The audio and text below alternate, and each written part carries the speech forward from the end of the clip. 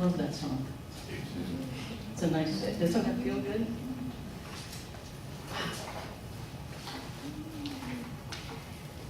So as many of you know, this month we have focused on creativity, spiritual living through creativity. And we've talked about how we can activate the power of our own creativity. And today, because it's Memorial Day weekend, I want to focus on creating memorial mandalas for our loved ones who have departed. And so I've enlisted Teresa Testa's help to do that with us and all the Suncoast kids, and we actually have plural kids today, Suncoast kids. If you get confused at any time during the activity that we're going to engage in shortly, grab one of the kids, they'll show you how it's done. You know, they wade through all the So today, we honor and we celebrate the life and the spirit of loved ones who have moved on, who have moved to the next level of experience. We grieve our own sense of loss. They're not lost, but sometimes we feel lost. So we grieve our own sense of loss of them, and we honor them with our memories of who they were, who they are, who they always will be. And so there'll be time shortly to create this memorial mandala to honor and to dedicate to those loved ones that we have been missing. And we also this day remember to honor the fathers and the mothers and the brothers and the sisters and the sons and the daughters who died as first responders or in past or present wars. Those who have laid down their lives so that we might have a different kind of life, one that does not lead to violence but leads to peace, one that leads to a life of good and not a life of struggle.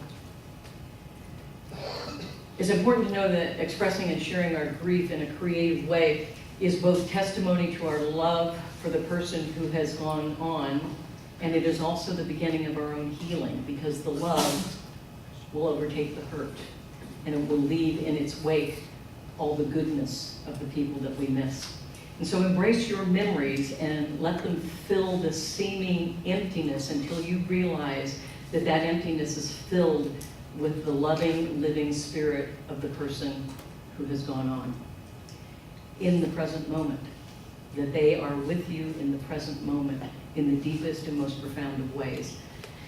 And often the best homage that we can pay to one of those loved ones who has moved on is to live our lives as fully and as meaningfully, as intentionally as possible.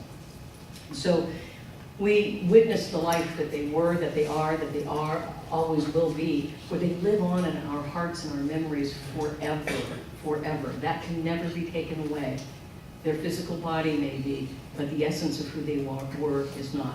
And we heal, and we come to that realization. And so know that the heart that breaks is but opening again to love, opening to the love that we always had for those persons and that we still have for those persons. And know that life is immortal and love is eternal. You know, we're born of pure spirit, and we're born into a human experience, but we are still pure spirit in that human experience. And we return to that pure spirit in death and in rebirth to life of the soul, to a life beyond the body. And so we pay homage to the immortal spirit of our loved ones with these beautiful mandalas that we're about to create. Take the emotional energy that you feel, because it adds fuel and it adds fire to ignite the creativity that you put into that mandala. And so feel the emotional energies that bring forth the creativity that you want to best use to express your remembrance of the people that you make this mandala for. And so with your mandala in mind, think of your loved ones. Think of your loved ones as I read this Jewish prayer. We remember you. In the rising of the sun and in the going down, we remember you. In the blowing of the wind and in the chill of the winter, we remember you. In the opening of the buds and in the rebirth of spring, we remember you. In the blueness of the sky and in the warmth of summer, we remember you. In the wrestling of the leaves and in the beauty of autumn, we remember you. In the beginning of the year and when it ends, we remember you. When we are weary and in need of strength, we remember you. When we are lost and sick at heart, we remember you. When we have joys we yearn to share, we remember you. So long as we live, you too shall live, for you are now a part of us as we remember you. I'm going to invite Teresa to come up and take us through the rest of the morning.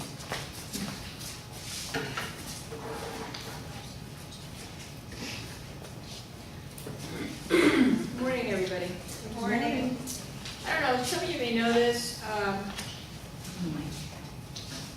No, that's fine. I actually am an art teacher, and I do that for a living. And so I work with children on a daily basis, and I get them through the creative process, and I truly enjoy doing that. It is like a calling. It is like a blessing to have that in my life, and to work that creative process. Because I think through creativity, we all can access a part of ourselves that maybe doesn't show up in our everyday life. And I think through this creative process, this coloring that we're going to do, everybody will be able to be successful in their own way. I challenge some people who would like to turn the paper over and create their own mandala on the back to challenge yourself. I always want to have a challenge activity for my kids, so if you feel so inclined to do that, you may do that. We're talking today about the mandala, which is actually an ancient Tibetan art form. It takes 5 years for the monks to learn how to do a proper sand mandala. And each part of the mandala is symbolic and important in its color and the way that the sand is laid down. Mandala is actually a Sanskrit word meaning circle. So mandalas can be three-dimensional, which I didn't know until I started researching it. And there's 5 types of mandalas: sand mandalas, painted mandalas, three-dimensional mandalas, visualized mandalas, and body mandalas. Wherever a sand mandala is created, all sentient beings in the surrounding environment are blessed. And it's said that for children in particular, upon seeing the sand mandala, one is left with a very positive imprint, which will germinate as sprouts of peace as they grow older. Sand painted mandalas are used as tools for constant Earth and its inhabitants.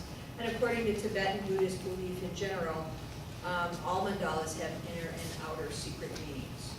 So what struck me as very interesting with the mandala is that during the closing ceremony, after spending hours and hours creating this beautiful work of art, that it was actually swept away to show the impermanence of all things, and that it was scattered amidst the people that were witnessing the mandala and then scattered into the rivers and the earth as a way to open the prayer up to spirit.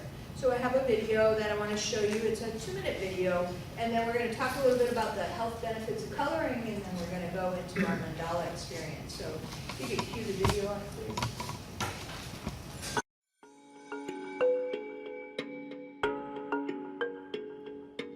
Tibetan medicine and healing has always been crucial to the Buddhist path. So creating a medicine mandala is one way of healing the community, but also healing the environment. The word mandala is actually a Sanskrit term meaning container of essence. It is that sacred circle embodying some sacred essence within. Originally, they would have used powdered stones, powdered gems, things like lapis, malachite, and so on. Today, they use crushed marble made into sand. Now, the colours are very important because they symbolize different attributes of the deities. But in this particular one that we have here, it is all about the medicine Buddha and healing.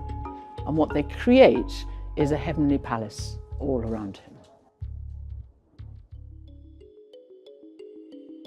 Most of the monks have been in monasteries since the age of about 7. They would have learnt the actual art of painting a mandala in the first instance, but to actually make sand mandala takes about 5 years to train, because it's a very precise art, tapping the sand out of these copper funnels into these intricate geometric designs. The prayers that the monks perform are to do with invoking the presence of the medicine Buddha and inviting the healing power to enter the center of the mandala.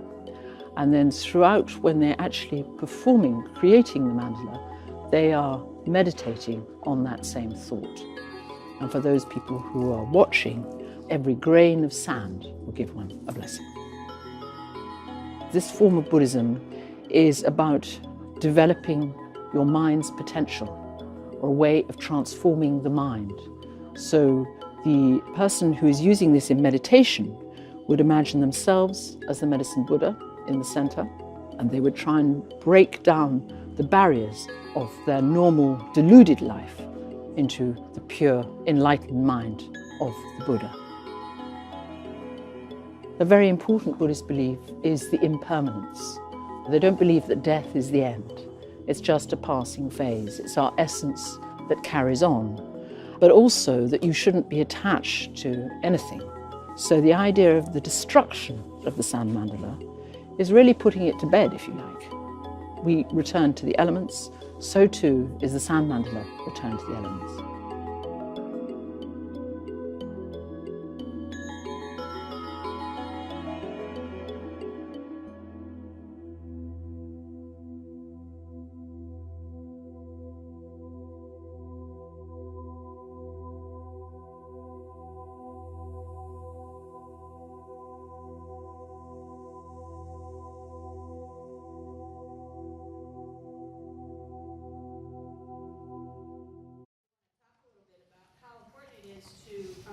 Include creativity in your everyday life, and an easy way to do that is with coloring. Coloring is so fun. I mean, as kids we forget about. As adults we forget about what we did as kids, and the coloring, and so we're going to unleash that creative process within us. And again, I said, challenge yourself to turn the paper over and try your own mandala on the back. I have more handouts at the back. If you really like coloring, you can take some on your way out and take them with you, and feel free to color whenever you want to color. Just like meditation, coloring allows us to switch off our brains. It's our monkey minds that are like, always working, always thinking. So as we're coloring, just release that and connect with that prayer or that spirit or that thought of that loved one that you want to embrace and pray for. And then as you're coloring, just allow that to release and allow all the anxiety of the day to just fall away, and just let it go. And then at the end of service, if you want us to take your mandala, we will make sure they get burned and released into the air. We can't do the burning here.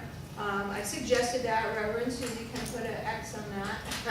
So yes, we will be able to burn those for you or take them with you as a remembrance. So at this point, we're going to play a meditation music, and as we're meditating, we're going to draw ourselves into our own thoughts, quiet our monkey minds. We're going to open up our crayons, and we're going to pick colors that are important to us, and we're going to create our very own mandala. However that works, even though they're all the same, each one will be different, because you will be creating your own different story on that paper. We're going to focus, we're going to relax. We're going to know that our minds have the power to put our prayer into this mandala. We will release it when we're ready.